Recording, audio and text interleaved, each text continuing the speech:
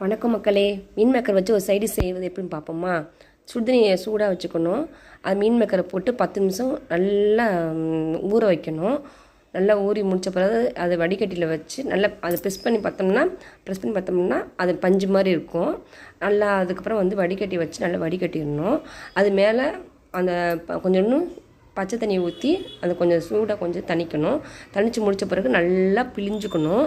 புழிஞ்சு தண்ணி இல்லாமல் கொஞ்சம் புழிஞ்சு ஒரு பவுலில் போட்டு அதை சால்ட்டு கொஞ்சோண்டு, மஞ்சத்தூள் கொஞ்சோண்டு, மிளகுத்தூள் கொஞ்சோண்டு, அப்புறமேலு மிளகாத்தூள், வீட்டில் அரைச்ச மிளகாத்தூள் தான். அப்புறம் கார்ன்ஃப்ளவர் மாவு 2 ஸ்பூனு, சின்ன ஸ்பூனில் 2 ஸ்பூனு, தயிர் 1 ஸ்பூனு, எல்லாத்தையும் போட்டு நல்லா பிசைஞ்சுக்கணும். தண்ணியே ஊற்ற வேணாம், ஏன்னா அதிலே கொஞ்சம் தண்ணி இருக்கும். அதனால் தண்ணியே ஊற்ற வேணாம். நல்லா ஒரு 10 நிமிஷம் ஊற வச்சிடணும்.